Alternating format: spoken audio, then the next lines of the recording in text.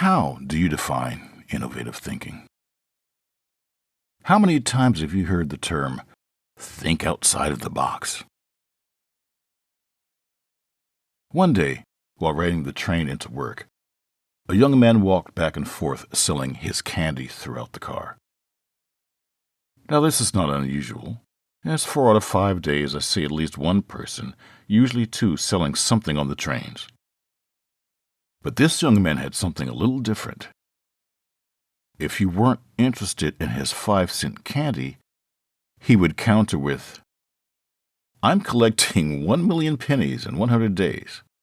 Can you help?" In this post, I'm going to share my thoughts as I walked away from that encounter and why I think this was a smart idea.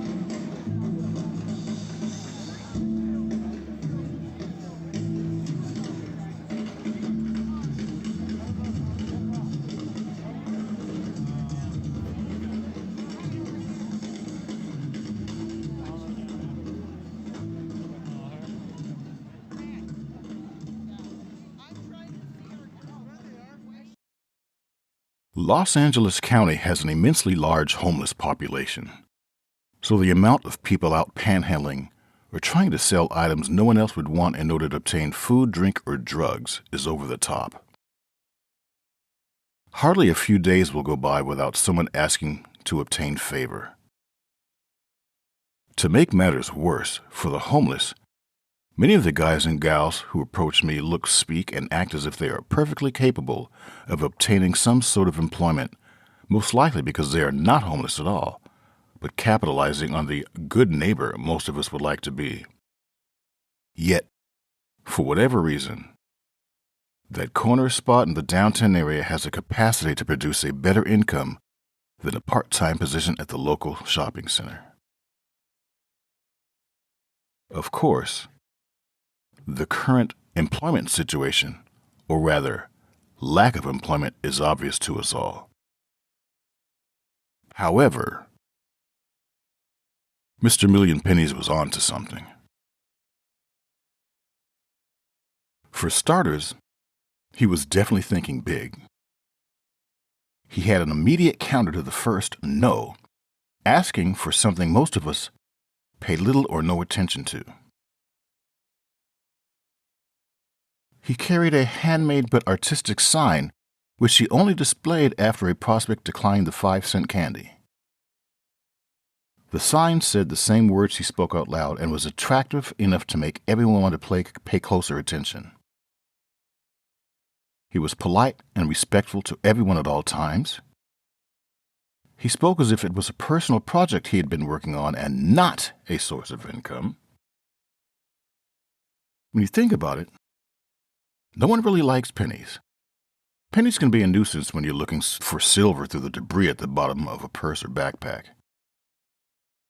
Pennies aren't even full copper anymore. Pennies were 95% copper and 5% zinc until 1982, when the composition was flipped to 97.5% zinc and 2.5% copper. How often does anyone leave home without at least 2 pennies in their fistful of pocket change? Most of us have jars of pennies somewhere around the house, and those jars just keep adding up. But how many of us actually spend the effort to cash them in? His request is for you to give away something that you don't really want in the first place. If it's available, why would anyone say no? 1 million pennies in 100 days is $10,000 in a little over 3 months. The chance that he will reach that goal, providing it is indeed a true goal, is slim. But how much in donations would he actually receive? 1,000? 2,000? What if he does reach his goal? For a street hustler, could $36,000 in a year be so bad?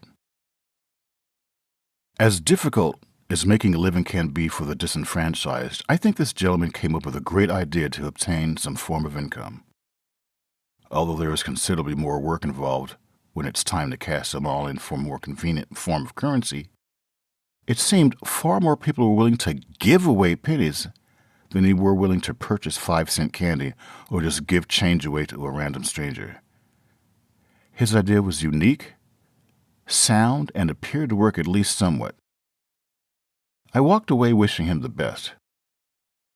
After that day, I never saw him again, but after walking away from that encounter, I remember making sure I always had pennies on me.